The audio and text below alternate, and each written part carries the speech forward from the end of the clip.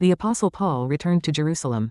After completing his third missionary journey, there, James, the leader of the Jerusalem church, and the elders welcomed him warmly. Paul gave a detailed account before the assembly of all the works of God that had occurred during his missionary journeys. It was a testimony of the events through which God had worked. It was a detailed explanation of how God had worked through Paul during that time. James also conveyed that during this time, numerous Jews in Jerusalem had come to believe in Jesus. He further reported that Jewish Christians were extremely sensitive regarding the law. To quell the unfavorable rumors about Paul, he suggested that if Paul observed the prescribed rites of purification under the law, it would appease the concerns of many Jews regarding the issue of circumcision, a matter that had persistently caused problems in his mission to the Gentiles.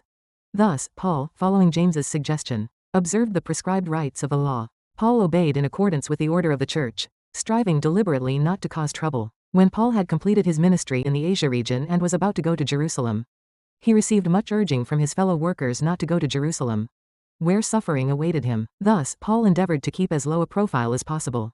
Yet despite these efforts, Paul became embroiled in great controversy due to Jews who had come from Asia. When Paul arrived in Jerusalem, certain Jews had accompanied him. These were diaspora Jews. They were people who had lived abroad and had not properly observed the Jewish ceremonial rites. Thus, following the council of the apostles in Jerusalem, they undertook purification rites. This period lasted 7 days. As the rites drew to a close, Jews from Asia Minor stirred up the people in the temple and began attacking Paul and his companions.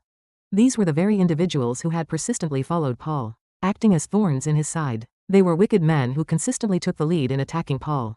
So, these Jews from Asia were the very ones who persecuted Paul and followed him about to hinder his ministry. Now they had come to Jerusalem and were continuing their activities. Such consistency and diligence should be used for the Lord's good purposes. Yet these diligent ones were devoted to evil. When the wicked are diligent and faithful, the world grows darker. In verses 27, 28, and 29, when the 7 days were nearly over, some Jews from the province of Asia saw Paul at the temple. They stirred up the whole crowd and seized him, shouting, "Fellow Israelites, help us. This is the man who teaches everyone everywhere against our people and our law in this place. And besides, he has brought Greeks into the temple and defiled this holy place." They had previously seen Trophimus the Ephesian in the city with Paul, and assumed that Paul had brought him into the temple. So, Jews from Asia Minor saw a man named Trophimus with Paul. Trophimus was an Ephesian, a Gentile. Merely because they saw Trophimus with Paul, they assumed that Paul had brought the unclean Gentile Trophimus into the temple. In other words, they wrongly accused Paul of aiding and abetting the sin of defiling and blaspheming the temple. To escalate the issue further, they shouted loudly, "Men of Israel, help. This fellow is teaching everyone everywhere against our people, our law, and this place. And he brought Greeks into the temple and defiled this holy place." Thus, they publicly denounced Paul on the spot. According to Jewish custom, an uncircumcised Gentile entering the temple, rather than the court of the Gentiles, constituted the sin of defiling and blaspheming the temple. They sought to use this as grounds to bring Paul into difficulty. The Apostle Paul could not have been unaware that bringing an uncircumcised Gentile into the temple was problematic. Therefore, it was inconceivable that Paul would have committed such a problematic act. However, the Jews from Asia who brought the accusation did not possess definitive evidence. Verse 29 states, they had previously seen Trophimus the Ephesian in the city with Paul and assumed that Paul had brought him into the temple. The accusing Jews were not bringing charges based on direct observation or tangible evidence. Instead, they had seen Paul with the Gentile Trophimus in the city and had jumped to the conclusion that he had brought him into the temple, thus making their accusation. They were stirring up controversy without any solid evidence or facts. Their vehement clamor and fervor created an atmosphere where the crowd began to believe their claim was true. Thus, a mistaken belief led to a mistaken judgment, which in turn caused the commotion. Ultimately, this served as a pretext for assault and riot. They seized Paul, dragged him out of the temple, and subjected him to intimidation and all manner of violence. They unleashed a torrent of verbal abuse, hurling every kind of vile insult. And they pushed the situation to the brink of erupting into full-blown physical violence. Verse 27 states, when the 7 days were nearly over, some Jews from the province of Asia saw Paul at the temple. They stirred up the whole crowd and seized him. Paul, following the counsel of the Jerusalem church leaders, had applied for the Nazirite vow ceremony to quell the Jews' malicious rumors about him, continuing the ritual for 7 days. Now, just as it was nearly concluded, trouble erupted. Paul had participated in this ceremonial practice for the sake of the church's peace and out of a desire that none of his fellow Jews should stumble because of him accepting the proposal. Yet, in the end, it proved a waste of time and money. Jews from Asia Minor refers to the regions of Ephesus, Pisidia, and Galatia in Asia Minor. When Paul went there to preach, He first sought out the synagogues of the Jews to proclaim the gospel. Paul also preached the gospel in Ephesus for 3 years. Consequently, they knew Paul's face. There, Paul clearly proclaimed the gospel. It is not by keeping the law that one is saved and enters heaven, but by believing in the crucifixion and resurrection of Jesus Christ, that one is saved and enters heaven. Upon hearing this gospel, they sought to kill Paul in various places. However, because it was in a foreign land, they could not easily deal with him.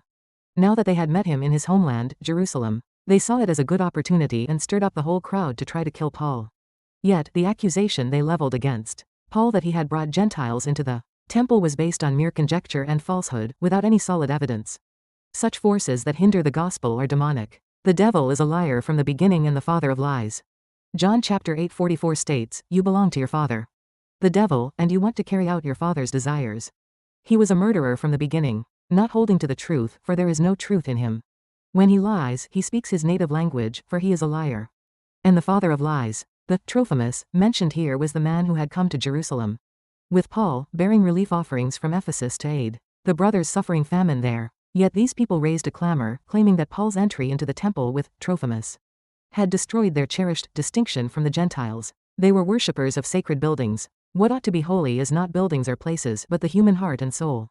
Firstly, the path of the gospel missionary may be accompanied by misunderstanding and accusation. Paul was subjected to misunderstanding, accusation, and terror by the Jewish legalists. In verses 28-29, shouting, "Fellow Israelites, help us.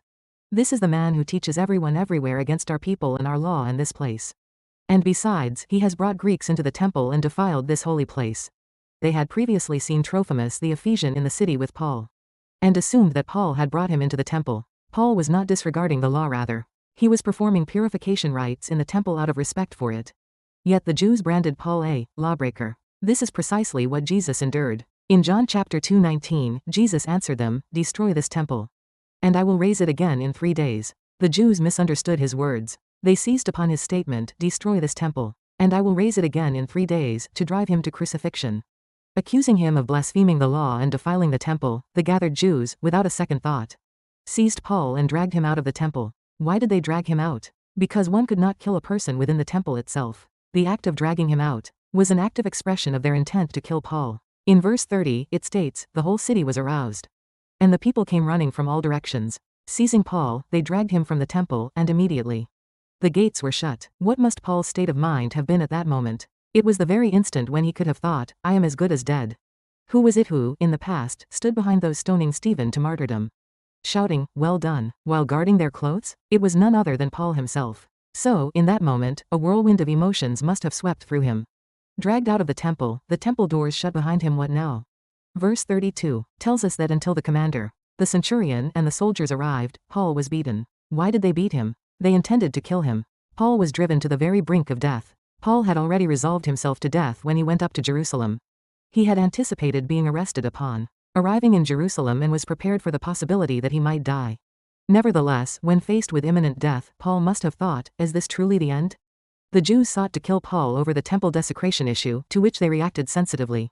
Why was the temple such a special subject for the Jews? This becomes clear when we look at the history of the temple. During the wilderness period, the temple was a portable tabernacle. After settling in Canaan, the Jerusalem temple was built during the reigns of David and Solomon. This temple is historically referred to as the First Temple. The First Temple became the center of all life for the Israelite people. Then, in 586 BC, the Jerusalem temple was brutally destroyed by the army of Nebuchadnezzar of Babylon. Many people were taken captive to Babylon. In exile, the Jews longed for the Jerusalem temple. Their attachment to the temple is expressed thus. Psalm chapter 84:10 states, "Better is one day in your courts than 1,000 elsewhere. I would rather be a doorkeeper in the house of my God than dwell in the tents of the wicked." They longed for the temple so intensely that they envied the sparrows and swallows nesting under its eaves.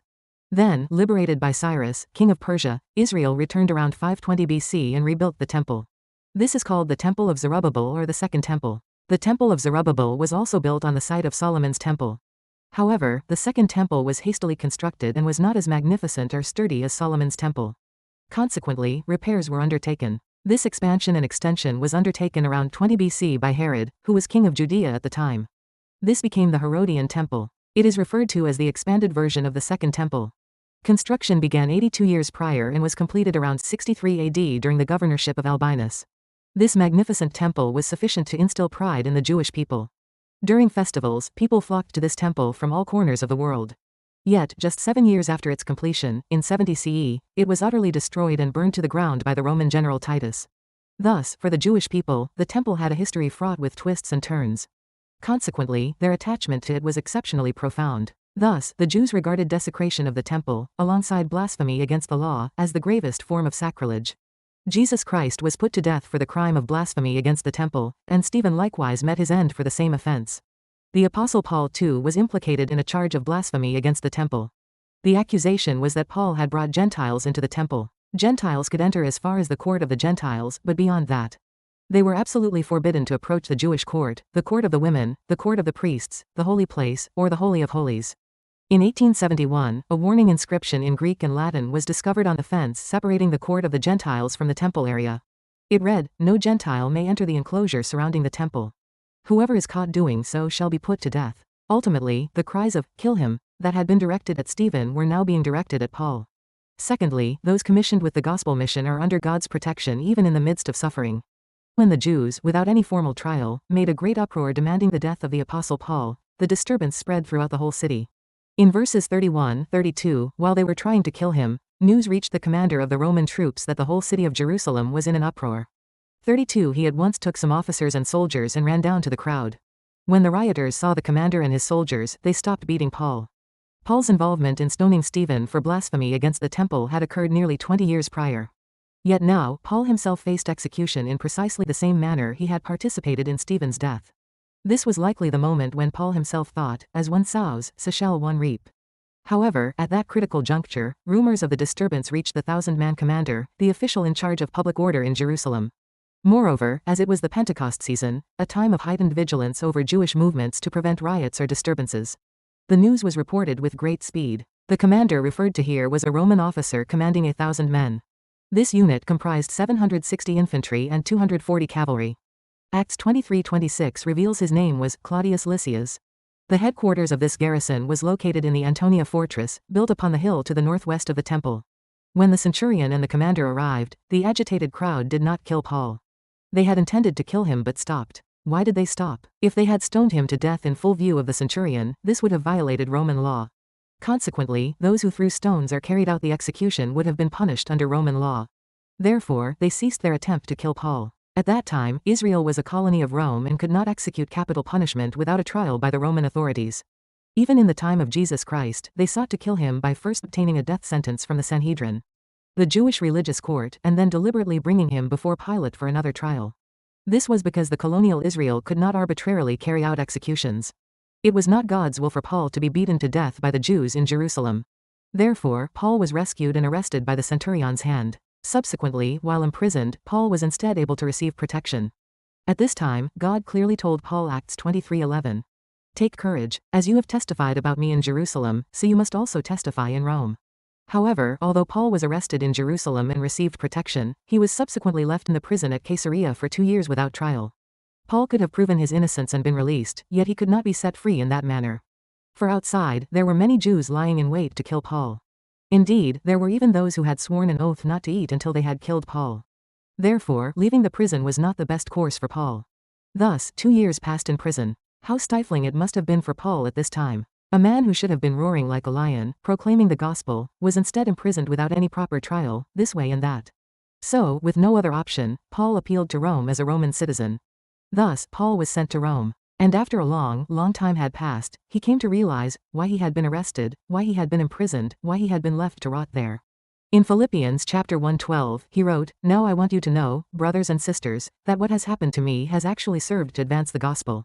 Here, what is the things that have happened to me?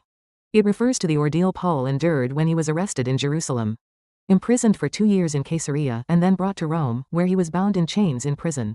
Thirdly, the unjust suffering endured by gospel missionaries becomes a pathway to open doors for the gospel. Through the incident of being assaulted by the Jews in Jerusalem, God opened the way for Paul to travel to Rome under legal protection. In verses 35-36, it states, "When Paul reached the steps, the violence of the mob was so great he had to be carried by the soldiers. The crowd that followed kept shouting, 'Get rid of him.'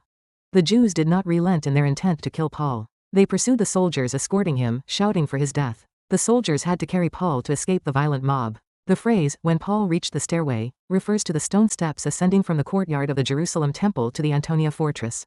These very steps were the stone staircase ascended and descended by Jesus Christ when he was judged by Pilate. At that time, 27 years prior to the events of this passage. The same place where the enraged Jewish people had shouted for Jesus Christ to be crucified, was now the very spot where they were now clamoring for the death of the Apostle Paul. The Jews, having lost Paul to the Roman soldiers, did not remain still.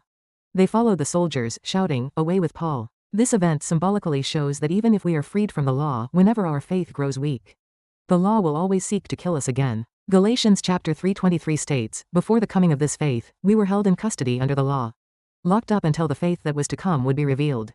Galatians chapter 5:18 declares, "But if you are led by the Spirit, you are not under the law."